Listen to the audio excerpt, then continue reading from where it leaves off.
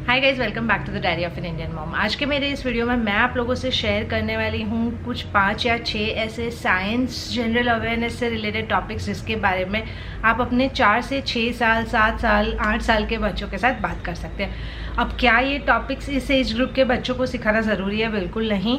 क्या ये टॉपिक्स आगे जाके बच्चे स्कूल में और इधर उधर से सीखने वाले हैं? बिल्कुल सीखने वाले हैं।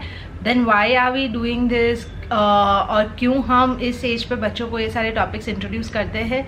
और द सिंपल रीज़न और purpose behind doing that is कि इस एज ग्रुप पे बच्चे बहुत ज़्यादा क्यूरियस होते हैं, तो बहुत सारे हो सकते हैं कि इस तरह के सवाल वो लोग सामने से आपको पूछे। So then you should have a fair idea of कि कैसे उसको रिस्पॉन्ड करे, कैसे अच्छे से उनको समझाए। दूसरा, even if your kids are not asking this question सामने से, इन टॉपिक्स के बारे में जब आप थोड़ी बहुत बात करते हो, because this are very daily life related topics, तो बच्चों के दिमाग में क्यूरियोसिटी का सीड आप प्लांट कर रहे हो। Basically you making them aware a little bit about this. इससे उनको क्यूरियोसिटी बढ़ती है और फिर आगे जाके जैसे वो लोग बुक्स पढ़ना शुरू करेंगे, गूगल करना शुरू करेंगे, और they start watching content which is related to such things, वो लोग कॉन्शियसली इन सारे सवालों के जवाब ढूंढने की कोशिश करेंगे, which is a great thing. बहुत बार क्या होता है कि अगर बच्चों को बिल्कुल ही एक्सपोजर ना हो इन सारी चीज़ों से, देन बहुत सारी चीज़ें वो लोग क्वेश्चन ही नहीं करते कि अरे हमारा ब्रेन ऐसे क्यों वर्क करता है, अरे रेनबो कैसे फॉर्म होता है। दिस आर नेचुरल क्वेश्चंस जो बच्चों को आ सकते हैं if you kind of give them the right kind of exposure, ताकि वो लोग धीरे धीरे ये सारी चीज़ों को एकदम क्यूरियोसिटी से देखें and then they try to find answers to them through various resources. और ऐसे ही बच्चों का नॉलेज बढ़ता है and that's how they learn. So that's the whole purpose of this video. Obviously ऐसे बहुत सारे टॉपिक्स हो सकते हैं। आज के वीडियो में मैं अराउंड 5 ऐसे टॉपिक्स शेयर कर रही हूँ। So this can work as a good starting point. अगर आपको इस तरह के वीडियोस में इंटरेस्ट है तो प्लीज़ पॉज करके just hit the like button right now और ड्रॉप अ कमेंट। इससे मेरा मोटिवेशन भी बढ़ता है, plus I get to know कि आपको किस तरह का कंटेंट ज़्यादा पसंद आ रहा है and then I can make content of that kind. So having said all of that, let's just begin the video. So जो पहला टॉपिक जिसके बारे में आप बात कर सकते हो इस एज ग्रुप पे, वो है the difference between day and night, यानी कि दिन और रात क्यों होते हैं या why do we experience day and night, और ये कैसे फंक्शन करता है। इसके लिए यूजुअली अगर आपके पास ग्लोब है तो ये चीज़ एक्सप्लेन करना बहुत आसान हो जाता है। It's also good idea to invest in a globe at this age group, क्योंकि अब बच्चे जियोग्राफी और वो सब समझना शुरू करेंगे and having a visual medium to understand it helps. लेकिन अगर आपके पास ग्लोब नहीं भी है तो आप कोई भी राउंड ऑब्जेक्ट, जैसे कि कोई बॉल हो गया, ऑरेंज हो गया, एप्पल हो गया, उसको लेके भी ये कॉन्सेप्ट बच्चों को समझा सकते हो। What you have to explain the kids is कि ये अर्थ है और ये सन है। सन इज स्टेशनरी और sun is the main source of light, जिसकी वजह से अर्थ लाइट अप होता है and you experience day. So that is the first concept that you need to explain. The second concept that you need to explain is के earth की एक axis होती है। अगेन अगर आपके पास ग्लोब है तो आप बहुत आसानी से समझा सकते हो, वरना आप एक इमेजिनरी एक्सिस ड्रॉ करके समझा सकते हैं। Basically along that axis earth जो है वो रोटेट करता है and it continuously keeps on rotating, it doesn't stop. So जब ये अर्थ रोटेट करता है तो जहाँ जहाँ लाइट गिर रही है सन की, वो पार्ट्स में डे होता है, और जैसे ही वो पार्ट पीछे की तरफ चला जाता है वहाँ अंधेरा हो जाता है, उसको लाइट नहीं मिलती, एंड दैट्स हाउ वो लोग नाइट एक्सपीरियंस करते हैं। Another thing to explain in this particular topic is कि अर्थ को ये पूरा रोटेशन कंप्लीट करने में 24 घंटे लगते हैं, विच इज़ 1 फुल डे। यानी हर रोज़ आप इसीलिए दिन और रात दोनों चीज़ एक्सपीरियंस करते हो, क्योंकि पहले अराउंड 12 जब एक पर्टिकुलर पार्ट ऑफ अर्थ को थोड़ी थोड़ी लाइट मिल रही होती है, it is day time there, और जैसे जैसे करके वो पीछे की तरफ चला जाता है और एकदम डार्क जोन में चला जाता है, यू एक्सपीरियंस नाइट टाइम। अगर आपके पास ग्लोब है तो आप 2 अलग अलग हिस्से भी अर्थ के दिखा सकते हो इन टर्म्स ऑफ के for example India and US are almost like on the opposite sides. तो आप दिखा सकते हो कि खास करके अगर आपके कोई रिलेटिव्स ऐसा बाहर रहता है तो यू कैन टेल देम कि अभी मामा यहाँ पे है, आप यहाँ पे हो, सो ये आपके वहाँ पे लाइट गिर रही है, उस टाइम पे मामा के वहाँ पे लाइट नहीं गिर रही। दैट मीन्स जब यहाँ दिन होता है तब उस पार्ट ऑफ द वर्ल्ड में रात होती है। So this are some of the things जो आप इस एज ग्रुप पे बच्चों को बता सकते हो related to this topic, and that's how they will understand the concept of night and day. जो सेकेंड टॉपिक जिसके बारे में आप बात कर सकते हो इज द वाटर साइकिल। अब आई थिंक वाटर साइकिल के बारे में मैं पहले भी बात कर चुकी हूँ, एंड आई एम अज्यूमिंग कि बहुत सारे बच्चों को बहुत बेसिक लेवल पे समझ आती है कि how water cycle works, but इस एज ग्रुप पे आप थोड़ा और डिटेल में बच्चों को समझा सकते हो कि कैसे वाटर साइकिल के अलग अलग स्टेजेस होते हैं। और ये आप कर सकते हो through books. So we have a couple of books जो मैं आपको भी रेकमेंड करना चाहूँगी. एक है ज़ेन एंड ज़ोई का वाटर साइकिल बुक, एक है बूंदी करके आई थिंक प्रथम बुक्स का book which is a very nice book. दोनों को मैं नीचे लिंक कर दूँगी डिस्क्रिप्शन बॉक्स में. और you can use just a normal picture of the water cycle जो आपको इंटरनेट से या बुक्स से मिल जाएगा to explain how water cycle works. आप खुद भी बहुत सारे DIY एक्टिविटीज़ कर सकते हैं. मैं 2-3 के स्नैप्स यहाँ लगा रही हूँ to give you an idea, जहाँ आप बच्चों के साथ मिल के बना सकते हो पूरा water cycle and that will help them in understanding it better. लेकिन क्या क्या चीज़ें इस पॉइंट पे आप थोड़ा डिटेल में समझा सकते हो. So the names of different stages of water cycle, यानी कि जैसे कि सी, ओशंस, रिवर्स, इन सब जगह पे पानी होता है. And when the sun shines over those water bodies, तो उसकी हीट से यहाँ का जो वाटर होता है वो धीरे धीरे करके इवापरेट होना शुरू हो जाता है और वाटर वेपर में कन्वर्ट करना शुरू कर जाता है. इसके लिए आप बच्चों को घर पे सिंपल सा पानी उबल रहा है उसमें से कैसे वेपर निकल रहा है वो दिखा सकते हो कि how heat can convert water into steam. So exactly वैसे ही सन की हीट से ये इवापरेट करने लगता है. So evaporation is the first stage. और प्लांट के लीव से भी इस पॉइंट पे जो वाटर होता है वो एब्जॉर्ब होता रहता है एनवायरमेंट में because of the same reason. इसको कहते हैं ट्रांसपिरेशन. जैसे हम लोग स्वेट करते हैं वैसे प्लांट्स भी अपने लीव से पानी रिलीज करते हैं. That's called transpiration. So that is the second stage. इन दोनों की वजह से ये जो वाटर ड्रॉपलेट्स हैं वो वेपर के फॉर्म में ऊपर जाते हैं. ऊपर जाते जाते वैसे वैसे वो ठंडे होते जाते हैं क्योंकि ऊपर it is not so hot. That is called condensation, जिसकी वजह से वो वापस से वाटर ड्रॉपलेट्स में कन्वर्ट हो जाते हैं and they form a cloud. और जब एक क्लाउड में बहुत सारे वाटर ड्रॉपलेट्स हो जाता है, वो हैवी हो जाता है, तब वो ब्रेक करता है और उसमें से पानी नीचे गिरता है in the form of either rain or snow or hail. तो इस प्रोसेस को कहते हैं precipitation. And then when it falls down again, तो या तो वो ग्राउंड में चला जाता है, एब्जॉर्ब हो जाता है which is called ground water, और जो एक्सेस होता है वो सारा वापस बह के रिवर्स, सीज, ओशंस इन सब में चला जाता है. And this process is called collection. तो जो अलग अलग स्टेजेस ऑफ वाटर साइकिल है वो भी आप बच्चों को इस एज ग्रुप में सिखा सकते हो. The third topic which you can teach kids is like एक बहुत ही वास्ट टॉपिक है, लेकिन उसका आप इनिशियल इंट्रोडक्शन दे सकते हो विच इज़ के हमारे बॉडी में how does brain work and how does our nervous system work.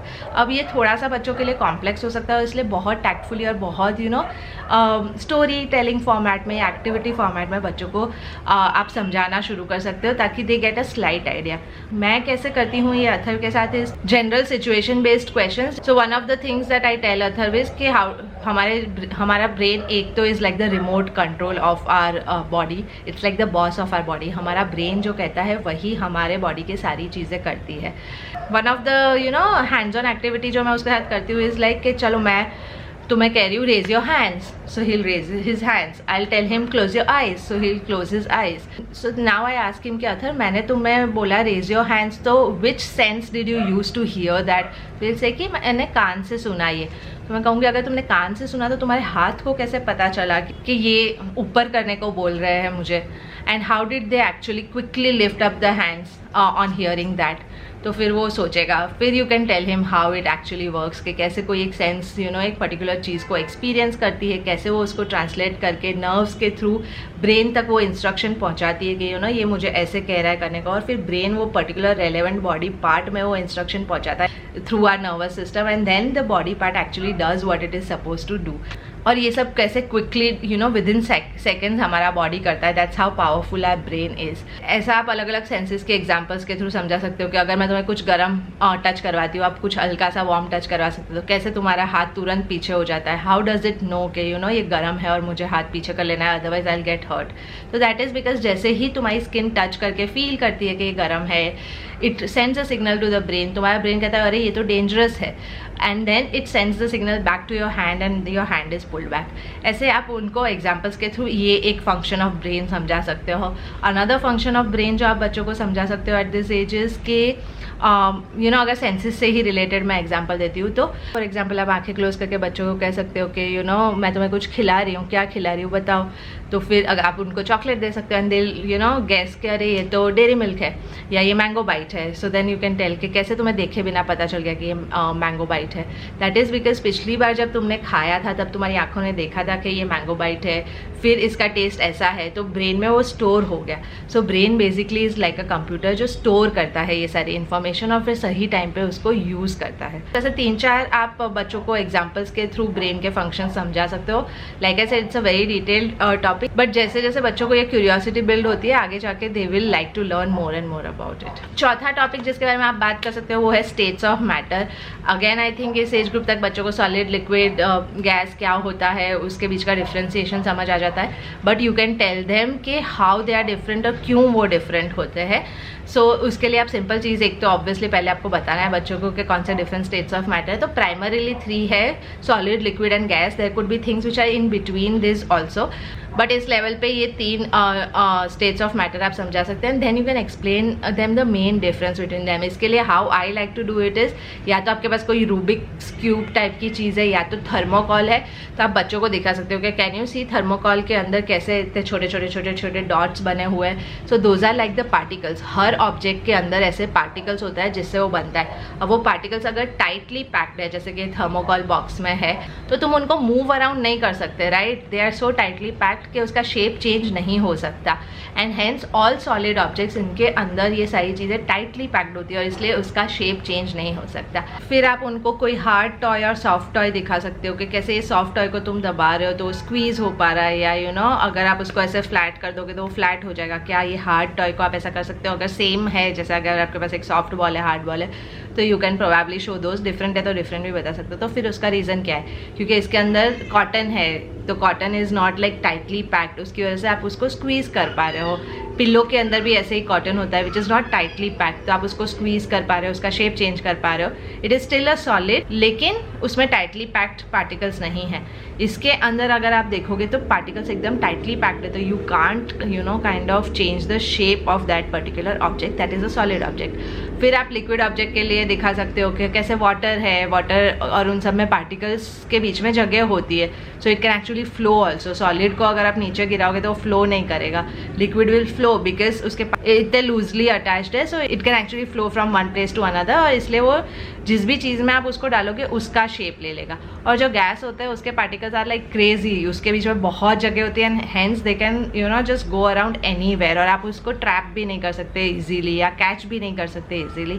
सो ऐसे करके आप बेसिक कंसेप्ट ऑफ कि मैटर जो होता है वो अलग अलग स्टेट्स में क्यों होता है, what is the reason behind that, ये कंसेप्ट बच्चों को इस एज पे सिखा सकते हो। जो लास्ट टॉपिक है और which I think is very relevant और ईजी टू एक्सप्लेन, खास करके आफ्टर कोविड, इज़ हम लोगों को क्यों वैक्सीनेशंस दी जाती है। एज इट इज़ बच्चों को इस एज ग्रुप पे बहुत सारी वैक्सीनेशंस दी जाती है और बच्चे हमेशा डरते भी है। तो एक्सप्लेनिंग दैम के वैक्सीनेशंस एक्चुअली कैसे वर्क करती है will help you in explaining the basic concept of immunity also आगे जाके, और हमारे बॉडी में कैसे WBCs होते हैं, RBCs होते हैं, क्या किसका फंक्शन होता है, ये सब जो एडवांस चीज़ें हैं वो आगे जाके उनको समझ आएगी। बट बेसिक लेवल पे आप उनको समझा सकते हो कि वैक्सीनेशन कैसे वर्क करते हैं। So you can tell them के व्हाट हैपन्स इज कि वैक्सीनेशन एक्चुअली होता क्या है। वैक्सीनेशन के अंदर जिस पर्टिकुलर डिसीज़ का वो वैक्सीनेशन, जैसे कि कोरोना वायरस का है, तो उसी डिसीज़ के जो जर्म्स होते हैं, या तो डेड जर्म्स या तो यू नो एकदम वीक हो गए हो जो जर्म्स, वो जर्म्स को हमारे बॉडी में इंजेक्ट किया जाता है। एंड इट्स बिजार राइट कि जिस डिसीज से आपको बचाना है उसी के तुम जर्म्स बॉडी में क्यों डालोगे? Why are you doing that? The reason it is done is कि जब वो जर्म्स बॉडी में जाते हैं तो तुम्हारी बॉडी को पता चलता है कि अंदर कोई जर्म्स आए, and they try to, in a normal scenario अगर वो जर्म्स बहुत स्ट्रांग हुए तो तुम्हारे बॉडी को शायद फाइट करना ना आए उसको, they've never encountered this germs before, तो you know they may or may not be able to fight it. लेकिन जब, but this is like a practice के ऐसे वीक जर्म्स को बॉडी में डाल दिया जिसकी वजह से the body learns how to fight against those germs, and because they are very weak वो उसको ईजिली डिफीट भी कर लेगा, लेकिन इट विल लर्न के क्या हम लोग स्टेप्स फॉलो करके या किस तरह की स्ट्रैटेजी हम लोग को अपनानी है if we encounter germs of this kind. So basically are teaching your body, it's like a practice match for your body कि अगर कभी आपके बॉडी में ये वाले जर्म्स आ जाते हैं तो आप कैसे फाइट कर सकते हो उस जर्म्स के साथ। और इसी वजह से वैक्सीनेशन के बाद कभी कभी फीवर या ऐसा कुछ आता है because your body is trying to fight against a particular set of germs, लेकिन वो बहुत ही लो लेवल का होता है इसलिए तुरंत चला जाता है। But you basically making your body stronger by taking this vaccination और preparing them to fight against certain diseases by taking this vaccination. So या ये थे वो 5 topics. Like I said, if you want me to make videos of this kind and if they are not very teachy for you then do let me know. I will try to make more of this kind, and that's all for today's video. Video अच्छा लगे तो like कीजिए, share कीजिए, subscribe कीजिए, and I'll see you in the next one.